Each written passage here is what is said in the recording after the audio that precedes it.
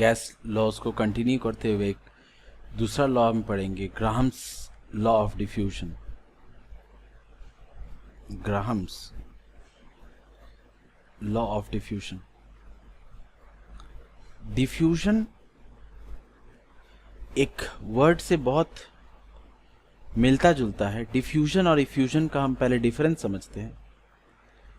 Diffusion and effusion, ये दो बहुत ही सिमिलर टर्म्स है, दोनों में एक बहुत ही फाइन डिफरेंस है। अगर एक रूम फ्रेशनर की बात करें हम, इस रूम फ्रेशनर में इसमें कोई भी एक एरोमेटिक स्प्रे सपोज बहुत ज़्यादा प्रेशर में रखा है हमने,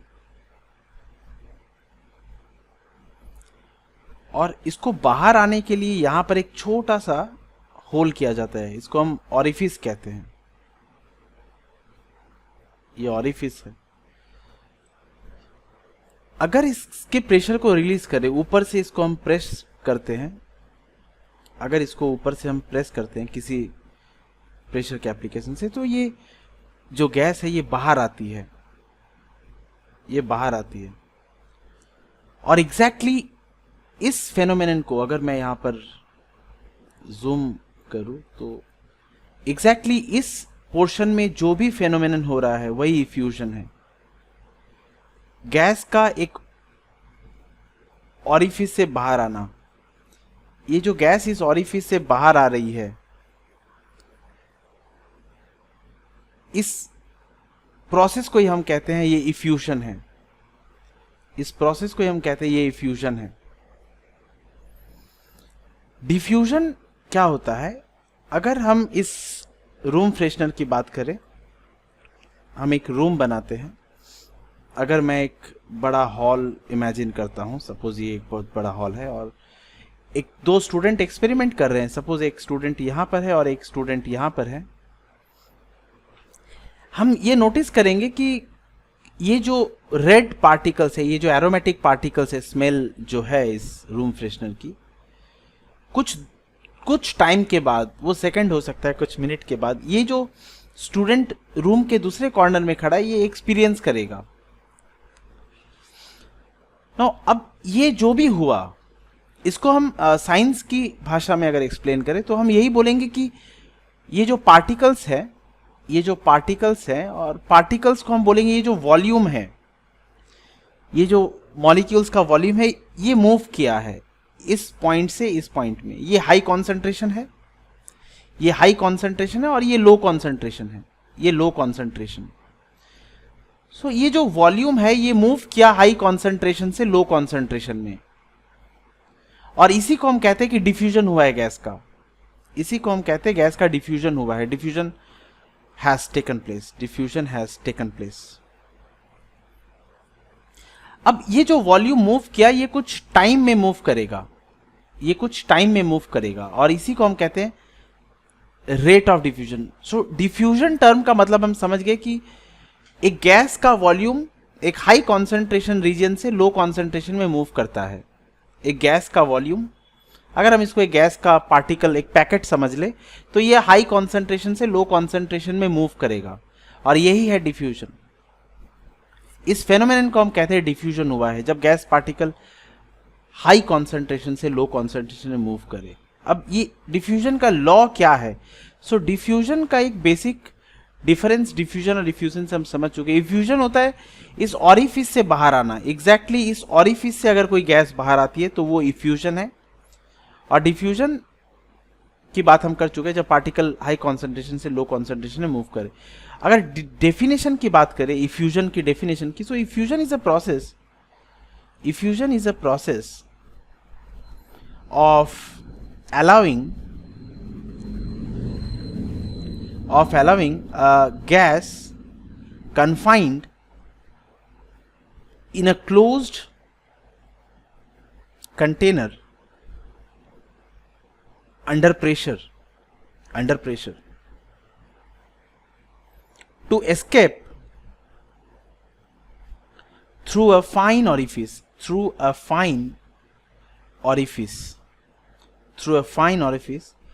made in the wall of the container, made in the wall of the container, यही बता रहा था मैं आपको। एग्जैक्टली इस ऑरिफिस से जब गैस बाहर आएगी उसको हम कहेंगे इफ्यूजन हुआ है। और जो डेफिनेशन हम डिफ्यूजन के लिए लिखेंगे, हम वही लिखेंगे जो हमने ऑब्जर्व किया डिफ्यूजन के लिए।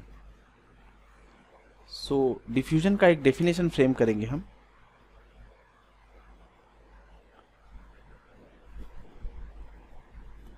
डिफ्यूजन का डेफिनेशन होगा, diffusion it is a phenomenon, it is defined as the phenomenon by which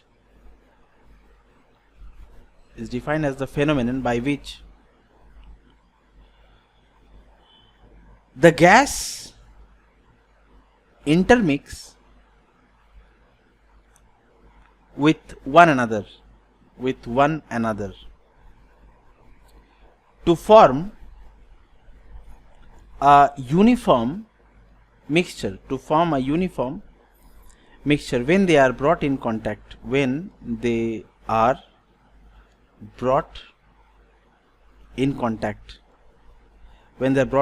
due to random motion or movement of the gaseous molecules,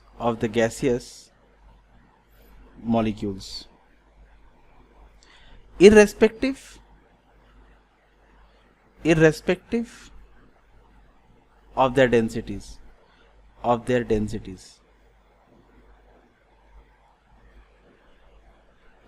अब ये क्या है, ये जो हम समझ रहे थे ये सेम उसी का एक बहुत ही स्ट्रक्चर्ड डेफिनेशन है। हम अगर उस रूम की बात करें,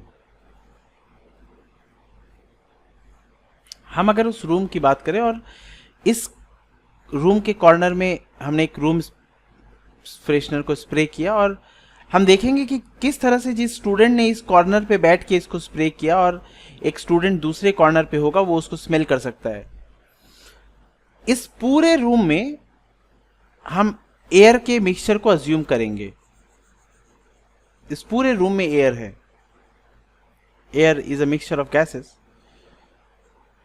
और इस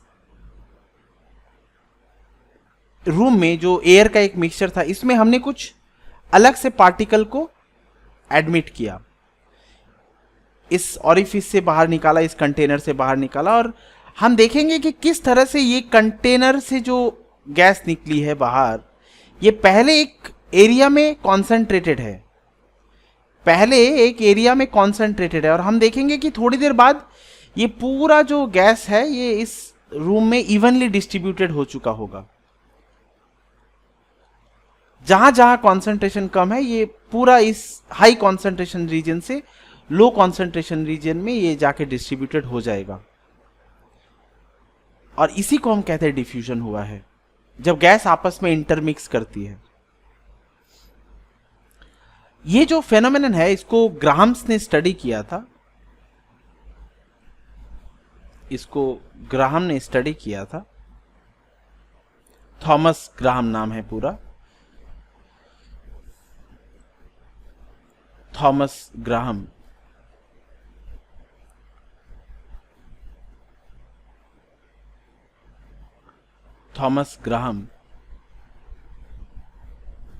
एक ब्रिटिश साइंटिस्ट थे। ये 1846 अराउंड कुछ स्टडी किया था और एक लॉ दिया था। इन्होंने जो स्टडी किया था, पहले हम लॉ को लिखते हैं, वो ग्राहम्स लॉ ऑफ डिफ्यूजन, इन्हीं के नाम पे है वो law, Graham's law of diffusion, Graham's law of diffusion. और ये लॉ कहता है under the same condition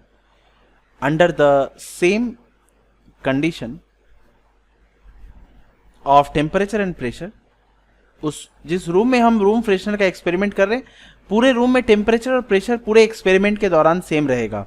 so under the same condition of temperature and pressure, the rate of diffusion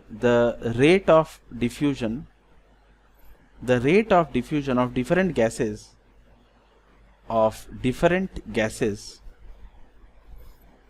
are inversely proportional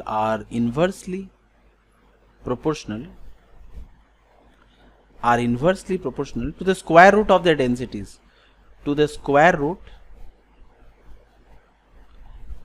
densities, कुछ बातें आपको समझनी होगी यहां पर कि डिफ्यूजन का होना इररेस्पेक्टिव ऑफ डेंसिटी है, सिर्फ डिफ्यूजन का होना, पर ग्राहम बात कर रहे हैं रेट ऑफ डिफ्यूजन की। Rate of diffusion of different gases is inversely proportional to the square root of the densities. अब इस बात को हम थोड़ा एक्सप्लेन करेंगे, क्या मतलब है इसका,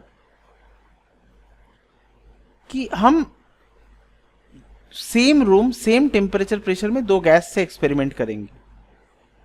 same room same temperature pressure है, सेम टेम्परेचर प्रेशर है दोनों का।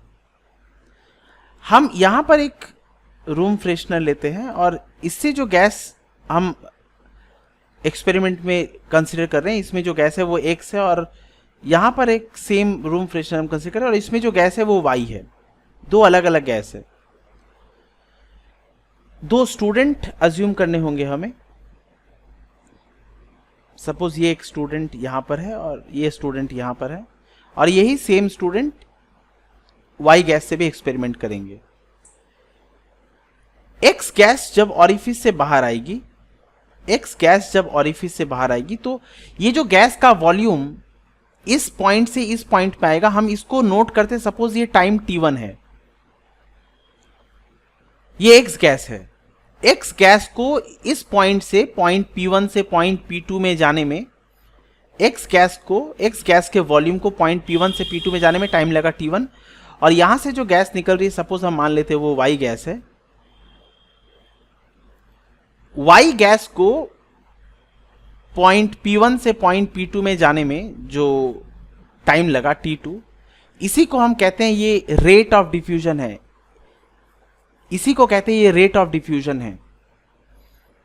इसको हम मान लेंगे R1 और इसको हम मान लेंगे R2। एक पर्टिकुलर वॉल्यूम को जाने में कितना टाइम लगा? फिजिक्स में, साइंस में रेट का मतलब है टाइम का इन्वॉल्वमेंट। रेट मतलब टाइम इन्वॉल्व्ड। एक पर्टिकुलर वॉल्यूम X को जाने में टाइम T1 लगा और एक सेम पर्टिकुलर वॉल्यूम Y को जाने में टाइम T2 लगा। सेम वॉल्यूम को जाने में यहां पर टाइम T1 लगता है और उस सेम वॉल्यूम को जाने में यहां टाइम T2 लगता है। अगर टाइम T1 और टाइम T2 का एक रिलेशन देखें, हम मान लेते कि टाइम T1 छोटा है, टाइम T2 बड़ा है, मतलब कम टाइम में सेम वॉल्यूम चला गया। थोड़ी सी टाइम में ये सेम वॉल्यूम P1 से P2 में चला जाता है, मतलब इसका रेट ज्यादा है। मतलब ये जो R1 है ये ज्यादा है R2 से, इसका रेट ज्यादा है इसीलिए टाइम कम लगा, और इसका रेट कम है इसीलिए इसको जाने में टाइम ज्यादा लगा। ये है concept of rate of diffusion. ये जो गैस X गैस यहां से यहां जा रही है, इसका रेट हम मान लेते हैं R1 है, और ये जो Y गैस यहां से यहां जा रही है हम मान लेते हैं इसका रेट R2 है। अब ये रेट किस पे डिपेंड करेगा? ये रेट डिपेंड करेगा इस गैस की डेंसिटी के ऊपर। Square root inversely proportional to the square root of density. यही ग्राहम्स का ऑब्जर्वेशन था। मैं इसको मैथमेटिकल फॉर्म में लिखूंगा और इसमें हम कुछ न्यूमेरिकल भी करेंगे। हम ऐसा मान लेते हैं कि let V ml of a gas diffuse out in t second. So the rate of diffusion will be what?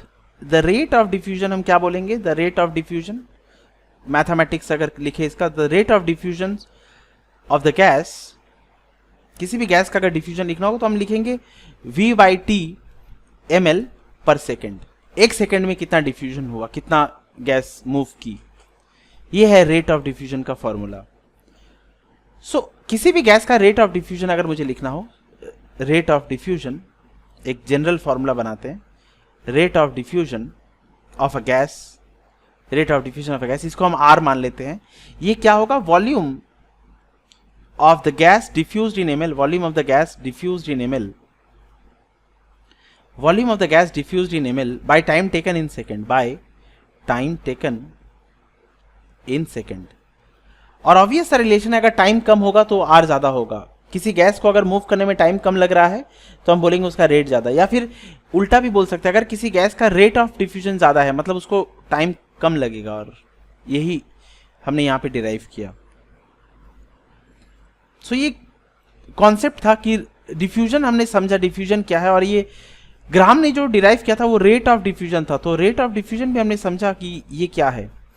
अब ग्राहम के लॉ पे आते हैं हम, जो मैथमेटिकल डेरिवेशन ग्राहम ने दिया था हमें। According to Graham's law, according to Graham's law, according to Graham's law, ये जो आर है ये इनवर्स प्रोपोर्शनल होता है स्क्वायर रूट ऑफ डेंसिटी। ये इनवर्स प्रोपोर्शनल होता है स्क्वायर रूट ऑफ डेंसिटी। अगर हम दो गैस की बात करें, अगर हम दो गैस की बात करें तो अगर हम गैस को कंपेयर करते हैं तो ये R1 होगा square root of density D1 of gas, one gas की अगर मैं बात करूं, और R2 होगा inversely proportional to the square root of density D2। और ये दोनों का हम अगर रेशियो ले लेते हैं, इसको हम 1 लेते हैं और इसको अगर हम 2 लेते हैं, सो R1 bye R2, R1 bye R2 का जो इक्वेशन हमें मिलेगा वो मिलेगा square root of D2 by D1। यही होगा इनवर्स प्रोपोर्शनल, इन दोनों का हमने रेशियो ले लिया। अगर अब हम दो गैस की बात करें, सपोज हम A और B गैस की बात करते हैं, तो मैं ऐसे ही लिखूंगा rate of diffusion of A, therefore rate of diffusion of A by rate of diffusion of B। अगर दो गैस की बात करें, rate of diffusion of B, ये क्या होगा, is equals to square root of density of B, square root of density of B by square root of density of A by square root of density of A। अब इस equation का use क्या है? इस equation का use ये है कि by comparing the rate of diffusion, by comparing the rate of diffusion of two gases at constant temperature and pressure, पूरे एक्सपेरिमेंट में टेम्परेचर प्रेशर दोनों गैस के लिए सेम रहेगा। at constant temperature and pressure, at constant temperature and pressure, it is possible to find out the density of one if that of the other is known, if that of the other is known। अगर हमें किसी दो gas का rate of diffusion calculation data मिल गया और किसी एक गैस का हमें डेंसिटी पता है, तो दूसरे का डेंसिटी हम पता कर सकते हैं। अब आपके मन में ये सवाल होगा कि डेंसिटी पता करके हमें करना क्या है। हमें अगर वेपर डेंसिटी मिल जाती है किसी गैस का, अगर हमें वेपर डेंसिटी मिल जाता है तो हम उस गैस का मास कैलकुलेट कर सकते हैं। वो जो भी अननोन गैस है, वेपर डेंसिटी होता है 2 इंटू मॉलिक्यूलर मास।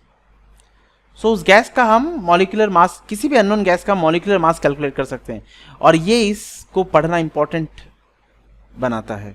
हम इसको इक्वेशन को अब अपने तरह से चेंज कर लेते हैं। सो हम जानते हैं वेपर डेंसिटी,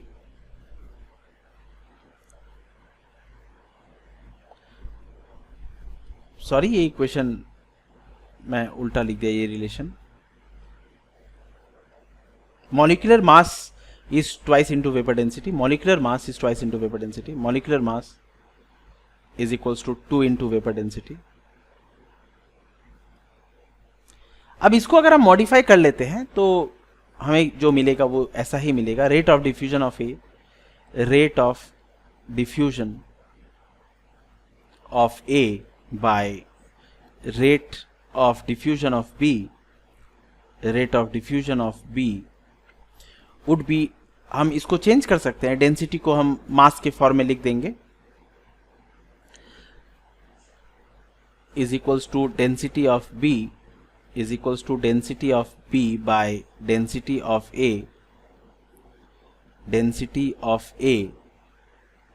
और इसको मैं मॉडिफाई करता हूं कि अगर molecular mass 2 into vapour density होता है तो जो डेंसिटी होगा वो मॉलिक्यूलर मास बाय 2 होगा, मॉलिक्यूलर मास बाय 2। और इसी को मैं यूज करूंगा कि मैं इसको इस तरह लिखूंगा, molecular mass of B, molecular mass of B by 2, molecular mass of A by 2, 2 2 cancel हो जाएगा। सो ये जो रिलेशन हमारा आ जाएगा, और एक रिलेशन वो ये होगा, rate of diffusion of A, rate of diffusion of A by rate of diffusion of B, rate of diffusion of B, ये हो जाएगा molecular mass of B, molecular mass of B by molecular mass of A, molecular mass of ए।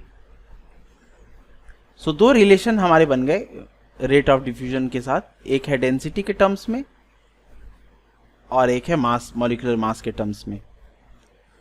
यही है grams law of diffusion. अब यहां से एक चीज, कुछ कंक्लूजन हम ड्रॉ करेंगे और वो डायरेक्ट क्वेश्चंस में हमें हेल्प करेगा।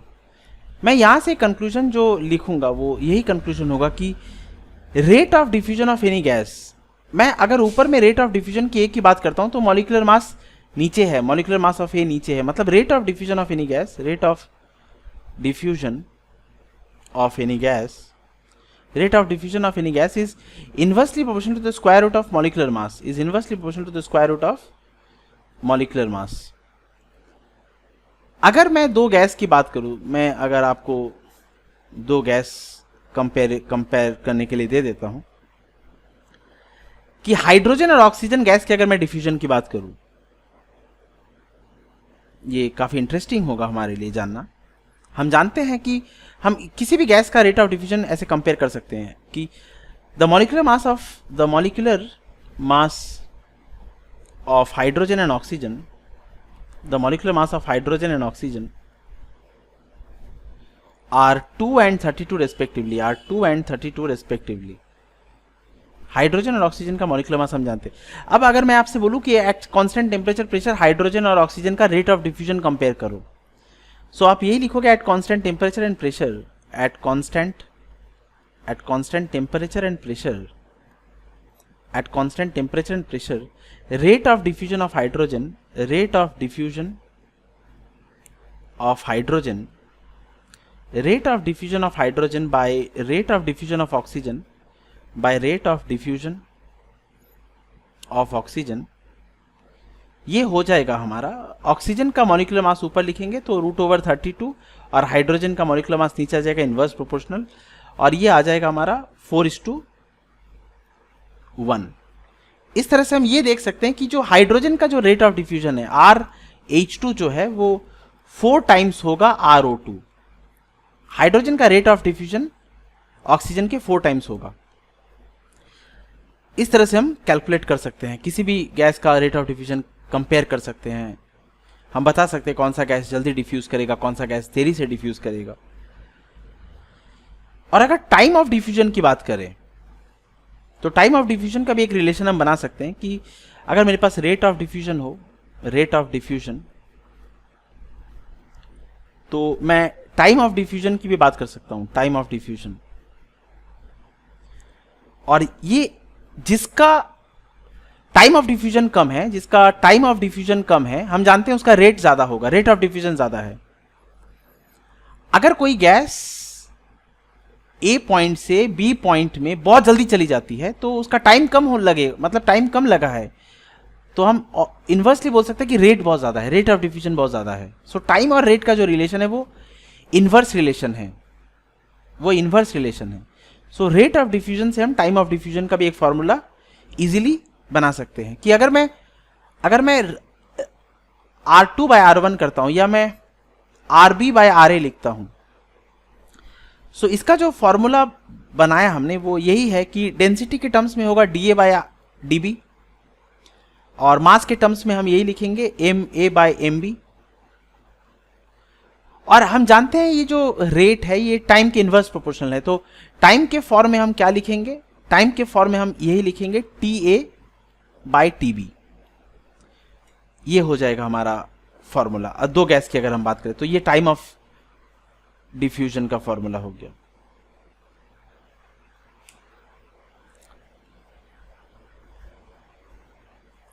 ये था ग्राम्स लॉ ऑफ डिफ्यूजन का फॉर्मूला। और इसके एक न्यूमेरिकल की हम बात करते हैं।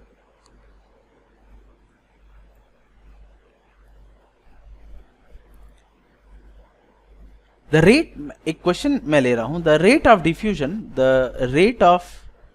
Diffusion of CO2 and O3 ozone are 0.29 and 0.271 respectively. If the relative density of CO2 be 22, calculate the relative density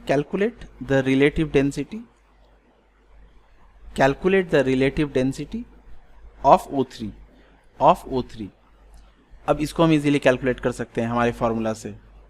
हमें रेट ऑफ डिफ्यूजन बोला है। सो रेट ऑफ डिफ्यूजन का जो फॉर्मूला मैं लिखूंगा, मैं ऐसा मान लेता हूं कि let the relative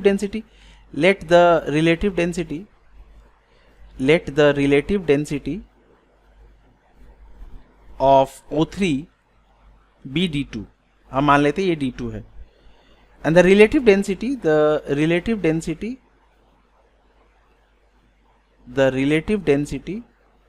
of CO2 हम मान लेते हैं बी D1।